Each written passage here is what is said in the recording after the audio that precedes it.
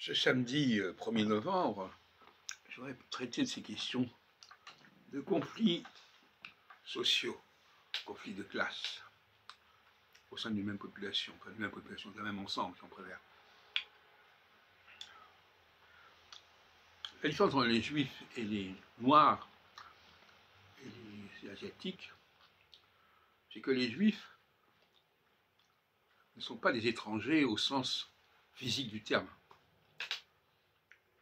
Ils sont étrangers socialement par leur réalisation sociale,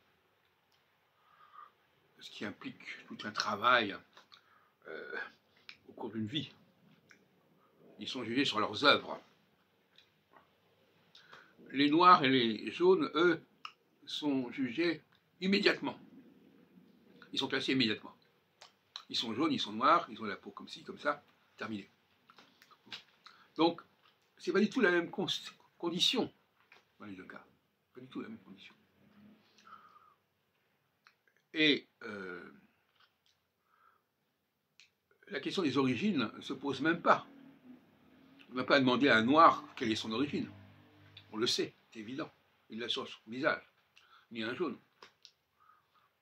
Donc, la question des origines, elle se pose autrement avec les juifs, parce que ça dépend de différents facteurs compliqués, individuels. La condition juive, c'est une condition individuelle. C'est même indéterminée, pour employer un langage que j'utilise par ailleurs. Un juif, on ne sait pas ce qu'il est tant qu'il n'a pas fait ses preuves, tant qu'il n'a pas montré qu'il était supérieur. Un noir, un africain, un jaune, on sait immédiatement à quoi s'en tenir. Tout le reste, c'est secondaire. On n'attend rien de lui, il n'y a pas d'interrogation spéciale à son sujet. Donc, comme je disais dans une autre vidéo tout à l'heure, la Shoah, les camps de concentration, mais aussi Israël, qui est une forme de camp de concentration, qu'on le veuille ou non, c'est un endroit où tout le monde se retrouve à égalité. Ce sont des endroits nivelants. En Israël, quand on ne connaît pas la langue hébraïque, ben on est au même niveau qu'on soit en haut ou en bas de l'échelle sociale. Dans les camps de concentration, on était traités de la même manière, je ne dis pas on, parce que moi j'y étais pas, mais mon oncle y était, on était traités de la même manière qu'on soit riche ou pauvre, en haut ou en bas de l'échelle.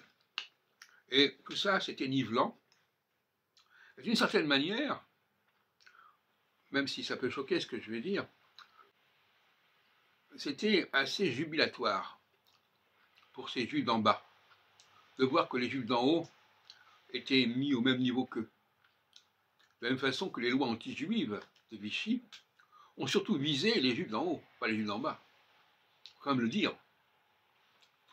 On ne voulait pas que les juifs atteignent un certain niveau social, une responsabilité professionnelle. Mais les gens qui étaient tout en bas de l'échelle, ils n'étaient pas visés. Et ça aussi, ça n'est pas dit clairement.